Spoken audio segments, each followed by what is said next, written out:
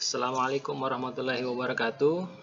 Alhamdulillah, hamdan katsiran thayyiban mubarakan fi kama yuhibbu rabbuna wa yarda.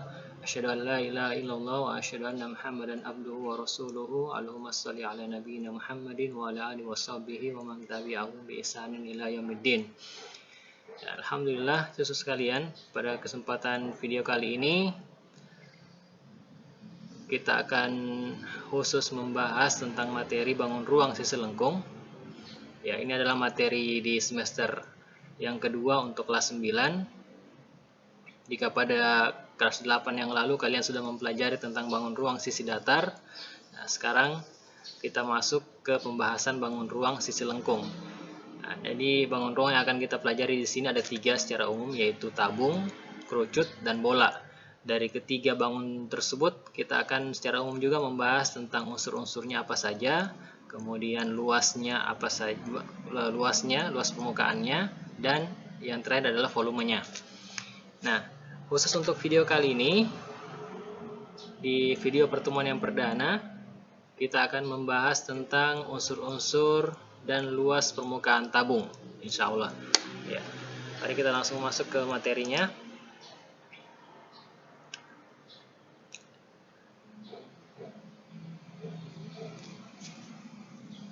Ya, di sini kita akan melihat tujuan pembelajaran terlebih dahulu.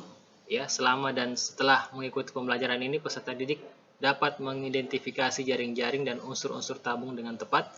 Yang kedua adalah peserta didik dapat menentukan luas permukaan tabung dengan tepat. Ya, di sini bisa kita lihat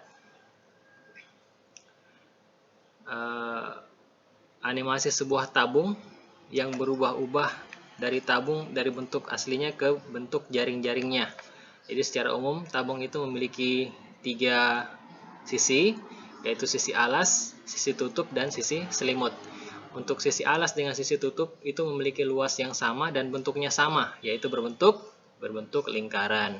Sedangkan selimutnya itu adalah berbentuk persegi panjang. Ya, kemudian di sini bisa kita lihat ada unsur-unsur yang lain. Kita beri tanda panah.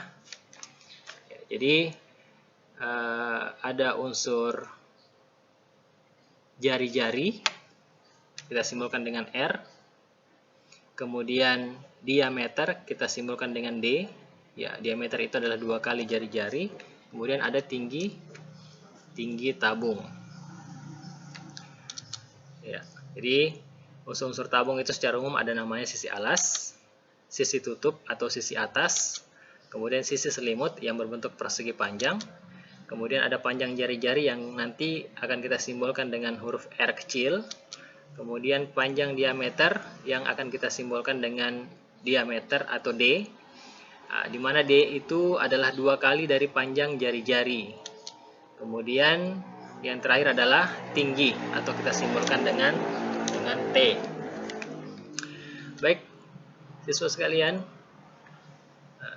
sekarang kita lihat luas dari permukaan tabung itu sendiri. Jadi di sini ada beberapa, karena ada 3 sisi, maka ada bermacam-macam juga rumus dari luas permukaannya, tergantung apa yang ditanyakan. Jadi yang pertama adalah luas alas. Luas alas itu sama dengan luas tutup, sama dengan luas lingkaran karena bentuknya adalah lingkaran. Sebagaimana sudah pernah dipelajari di kelas 8 bahwa luas lingkaran itu adalah pi R kuadrat, sehingga luas alas atau luas tutup dari tabung itu sendiri juga pi R kuadrat. Kemudian yang kedua adalah luas selimut tabung. Nah, luas selimut tabung itu yang ini ya, yang berbentuk persegi panjang.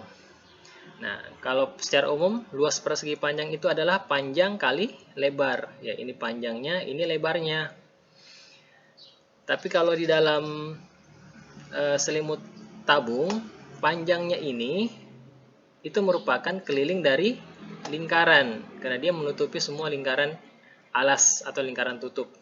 Sehingga panjang dari sisi selimut ini adalah keliling lingkaran. Rumus keliling lingkaran adalah 2pi R. Kemudian ini lebarnya itu merupakan tinggi dari tabung, atau kita simbolkan dengan T, sehingga luas selimut tabung ini adalah panjang dikali lebar atau 2pi R dikali T. sehingga rumusnya adalah 2 pi RT. Ya, kemudian yang berikutnya ada juga istilah luas permukaan tabung tanpa tutup. Artinya yang hanya kita hitung adalah luas alas dengan luas selimut saja. Jadi luas selimut ditambah dengan luas alas adalah 2 pi RT ditambah pi R kuadrat. Atau kalau kita sederhanakan bentuk ini, maka bisa kita tuliskan pi R dalam kurung 2T ditambah R. Itu adalah luas permukaan tabung tanpa tutup. Dan yang terakhir adalah luas permukaan tabung secara keseluruhan. Maka kita jumlahkan ketiga sisi ini. Sisi alas ditambah sisi tutup ditambah sisi selimut. Nah, sisi selimut itu adalah 2 pi RT ditambah 2 pi R kuadrat. Jadi karena alas dan tutupnya sama, pi R kuadrat, maka di sini bisa kita tulis 2 pi R kuadrat. Atau rumus ini bisa kita sederhanakan bentuknya menjadi 2 pi R dalam kurung T ditambah R. Ya, itu adalah rumus yang bisa kita peroleh dari luas permukaan tabung.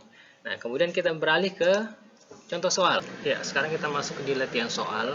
Soal yang pertama adalah jika panjang jari-jari alas suatu tabung 10 cm, berapakah panjang selimut tabung tersebut? Nah, di sini bisa kita tuliskan ya, diketahui jari-jarinya atau R kecil sama dengan 10 cm. Kemudian kita gunakan pi sama dengan 3,14. Kemudian yang ditanyakan adalah panjang selimut tabung berapa cm. Nah, alternatif penyelesaiannya sebagaimana kita ketahui bahwa panjang selimut tabung itu sama dengan keliling lingkaran alas. Nah, jadi untuk menghitung panjang selimut tabung, maka kita gunakan rumus keliling lingkaran, yaitu 2pi kali R. Kita masukkan apa yang diketahui, 2 dikali 3,14 dikali 10 sama dengan 62,8. Jadi, ukuran panjang dari tabung tersebut adalah 62,8 cm. Kemudian kita beralih ke contoh soal yang kedua. Ya, sebuah kaleng susu terbuat dari aluminium. Kaleng tersebut berjari-jari 7 cm dan tinggi 10 cm. Kaleng diselimuti oleh kertas label. Pertanyaannya, hitunglah A. Luas kertas yang diperlukan untuk memberi label kaleng tersebut. Kemudian yang B. Berapakah luas aluminium yang diperlukan. Kemudian kita menjawab dulu bagian yang A. Diketahui bahwa jari-jarinya atau R kecilnya 7 cm. Kemudian T-nya atau tingginya 10 cm. Karena ada dari yang diketahui di soal ini kelipatan 7, maka kita gunakan pi 22/7 untuk mempermudah perhitungan. Kemudian ditanyakan berapakah luas kertas label yang diperlukan. Nah, alternatif penyelesaiannya sebagaimana kita ketahui bahwa luas kertas label itu sama dengan luas selimut tabung. Maka kita gunakan rumus selimut tabung, yaitu 2 kali pi kali R kali T. Kita masukkan apa yang diketahui di soal, 2 dikali 22/7 dikali 7 dikali 10. Karena 7-nya habis ya, dibagi 7 bagi 7 habis, sehingga tersisa 2 dikali 22 dikali 10. Hasilnya adalah 440. Jadi luas kertas label kaleng tersebut adalah 440 cm kuadrat. Kemudian kita beralih ke jawaban bagian yang B. Yang diketahui sama ya. Yang ditanyakan adalah luas aluminium yang dibutuhkan berapa cm kuadrat. Nah, karena luas aluminium ini menyelimuti seluruh permukaan tabung, maka dia sama dengan luas permukaan tabung. Sehingga kita gunakan luas permukaan tabung adalah 2 pi R dalam kurung R tambah T. Kita masukkan semua yang diketahui di soal, sehingga kita peroleh 2 dikali 22/7 dikali 7 dikali dalam kurung 7 tambah 10. Karena sama dengan kasusnya di bagian A tadi, 7-nya habis, ya 7 bagi 7 sisa 1, sehingga kita peroleh 2 dikali 22 dikali 7 tambah 10 adalah 17. Hasilnya adalah 748. Jadi luas aluminium yang diperlukan untuk kaleng tersebut adalah 748 cm kubik. Ya, itu dua contoh soal menutup pembahasan kita pada pertemuan yang pertama ini. Sebagai tugas, yaitu Pak Guru ingin kalian mencatat isi dari materi dalam video ini, kemudian hasilnya nanti silahkan difoto dan kirimkan ke dalam grup kelasnya. Oke. Semoga apa yang Pak Guru jelaskan bisa bermanfaat. Kita tutup dengan doa kafaratul majelis. Subhanakallahumma bihamdik, asyhadu an la ilaha illa anta, astaghfiruka wa atubu ilaik. Assalamualaikum warahmatullahi wabarakatuh.